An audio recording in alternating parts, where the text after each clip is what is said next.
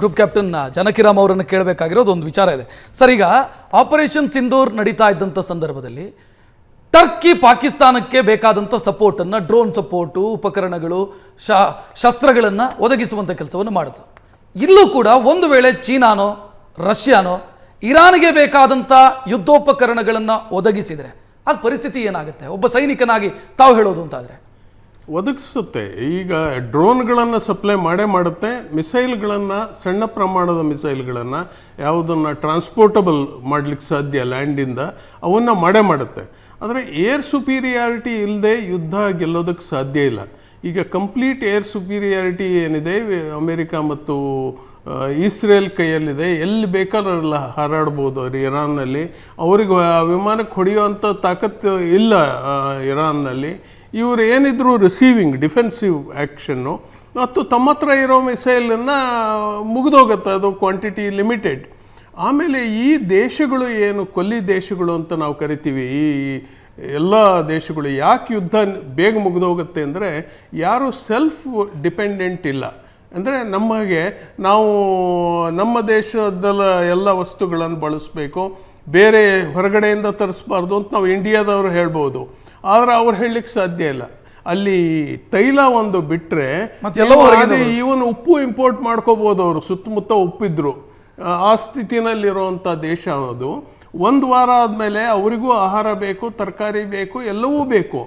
ಒಂದು command and control ಹೋರ್ಮೋಸ್ಗೆ ಮಾಡ್ತಾರೆ ಮತ್ತು ಅಲ್ಲಿ ಅಂಡರ್ ಕಂಟ್ರೋಲ್ ಹಡಗುಗಳು ಹೋಗೋದು ಬರೋದು ಅಂಡರ್ ಕಂಟ್ರೋಲ್ ಆಗುತ್ತೆ. ಮತ್ತು ನಮಗೆ ಗೊತ್ತಿರೋ ಹಾಗೆ ಈಗ ವಿಶ್ವಸಂಸ್ಥೆ ಒಂದು ಟೀತ್ಲೆಸ್ ಆರ್ಗನೈಸೇಷನ್, ಅದನ್ನು ಯಾರೂ ಕೇರೇ ಮಾಡ್ತಾ ಇಲ್ಲ. ಈ ಸೆಕ್ಯೂರಿಟಿ ವಿಶ್ವಸಂಸ್ಥೆಯ ಸೆಕ್ಯೂರಿಟಿ ಮೀಟಿಂಗ್ ಆಗಲಿ, ಡಿಸಿಷನ್ ಆಗಲಿ ಖಂಡನೆಗಷ್ಟೇ ಸೀಮಿತ, ಒಂದು ಸ್ಟೇಟ್ಮೆಂಟಿಗಷ್ಟೇ ಸೀಮಿತ. ಅಮೇರಿಕದ ದಾದಾಗಿರಿ ನಡೀತಾ ಇದೆ ಇದುವರೆಗೂ, ಅವರಿಗೆ ಸರಿಯಾಗಿ ಸಪೋರ್ಟು. ಆದರೆ ಇಸ್ರೇಲ್ ಏನಿದೆ ನಮಗೆ ಅತಿ ದೊಡ್ಡ, ಇಡೀ ಪ್ರಪಂಚದಲ್ಲಿ ಯಾರಾದರೂ ನಮ್ಮ ಕಷ್ಟ ಕಾಲದಲ್ಲಿ ನಿಂತಿದ್ದಾರೆ ಅಂದರೆ ಅದು ಭಾರತಕ್ಕೆ ಇಸ್ರೇಲು. ಈಗ ಒಂದೇ ಅಲ್ಲ, 71 ವಾರ್, 65, 62ನಲ್ಲಿ ಚೈನಾ ವಿರುದ್ಧನೂ ಇಸ್ರೇಲ್ನವ್ರು ನಾವು ಸಹಾಯ ಮಾಡ್ತೀವಿ ನಿಮಗೆ ಅಂದಾಗ ನೆಹರು ಅಂದರು, ನೀವು ಸಹಾಯ ಮಾಡಿರಿ, ನಿಮ್ಮ ಹಡಗಿಗೆ ನಿಮ್ಮ ಎಂಬ್ಲಮ್ ಹಾಕ್ಕೊಂಬರ್ಬೇಡ್ರಿ ಅಂತ ನೆಹರು ಹೇಳಿದ್ರು ಅಂತ ಬರೆದಿದ್ದಾರೆ. ಅಂದರೆ ಸೀಕ್ರೆಟಾಗಿ ಸಹಾಯ ಮಾಡಿರಿ ಅಂತ. 71ನಲ್ಲಿ ಇಸ್ರೇಲ್ ಸಹಾಯ ಮಾಡಿದೆ ಇಂದಿರಾ ಗಾಂಧಿಗೆ. ಆದರೆ ಇಂದಿರಾ ಗಾಂಧಿ ಪುರಸ್ಕಾರ ಮಾಡಿದ್ದು ಅವನು PLO ಅವರಿಗೆ. ಮತ್ತು 71 ಯುದ್ಧ ಗೆದ್ದಿದ್ದು ಯಾರು? ಮಣಿಕ್ ಶಾ ಒಬ್ಬರು, ಇನ್ನೊಬ್ರು ಯಾರು ಲೆಫ್ಟಿನೆಂಟ್ ಜನರಲ್ ಜಾಕೋಬ್ ಯಾರು? ಇಸ್ರೇಲಿ ಯಹೂದಿಯವರು. ಯಹೂದಿಗಳು ಈ ದೇಶದ ನೆಲದಲ್ಲಿ ತಾವು ಯಹೂದಿಗಳು ಅಂತ ಗೊತ್ತಿದ್ರು ನಮಗಿಂತ ಹೆಚ್ಚು ದೇಶಾಭಿಮಾನ ಅವರು ತೋರಿಸಿದ್ದಾರೆ ಇದುವರೆಗೂ. ಯುದ್ಧ ಗೆದ್ದಿದ್ದು 71ನಲ್ಲಿ Manekshaw and lieutenant general Jacob ಪಕ್ಕಾ ಯಹೂದಿ. ಅವರು ಸರೆಂಡರ್ ಮಾಡಿಸ್ಕೊಂಡಿರೋದು 90,000 ಪಾಕಿಸ್ತಾನಿ ಸೋಲ್ಜರ್ಸ್, ಅವರಿಗೆ ಸೈನ್ ಹಾಕಿದ್ದವರು ಸರೆಂಡರಿಗೆ. ಇದು ಇಸ್ರೇಲು ನಮ್ಮ ಬೆನ್ನಿಗೆ ನಿಂತಿದೆ. ಕಾರ್ಗಿಲ್ ವಾರಲ್ಲಂತೂ ಅವರು ಇಲ್ಲದೆ ಹೋದರೆ ನಾವು ಕಾರ್ಗಿಲ್ ವಾರ ಇನ್ನೆಷ್ಟು ದಿನ ನಡೆಯೋದೋ ಗೊತ್ತಿರಲಿಲ್ಲ. ಅವರು ಲೇಸರ್ ಗೈಡೆಡ್ ಬಾಂಬನ್ನು ತಕ್ಷಣ ಇನ್ ಟೈಮಲ್ಲಿ ಸಪ್ಲೈ ಮಾಡಿದರು ಇಸ್ರೇಲಿಗಳು. ಇದು ಒಂದೇ ಇಲ್ಲ, 2008ಇಂದನೂ ಇಸ್ರೇಲು ಮತ್ತು Indian military officers exchange programme ನಡೀತಾನೆ ಇರುತ್ತೆ.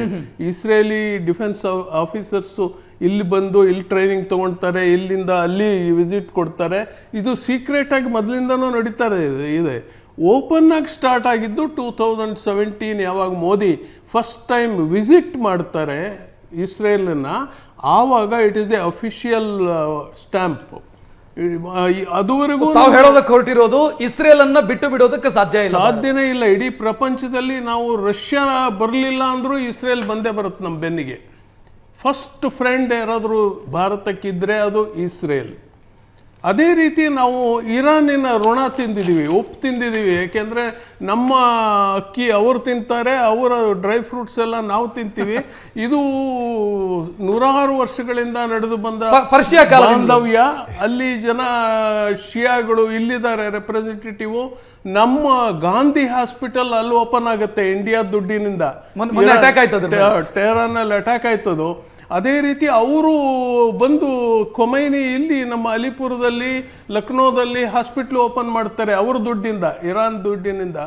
ಈ ಬಾಂಧವ್ಯನೂ ಮುರಿಲಿಕ್ಕಾಗಲ್ಲ. ಈಗ ಇಬ್ಬರು ಫ್ರೆಂಡ್ಸು ಕಾದಾಡ್ದಾಗೆ ಮೋದಿಯವರು ಏನು ಮಾಡ್ತಾರೆ ಅಂದರೆ, ಈ ಮಹಾಭಾರತದಲ್ಲಿ ದುರ್ಯೋಧನ, ಧರ್ಮರಾಜ, ಭೀಮ ಯುದ್ಧ ಮಾಡಿದಾಗ ಬಲರಾಮ ಇಬ್ಬರು ಅವರ ಶಿಷ್ಯರೇ.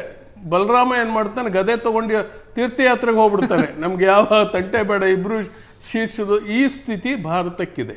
S S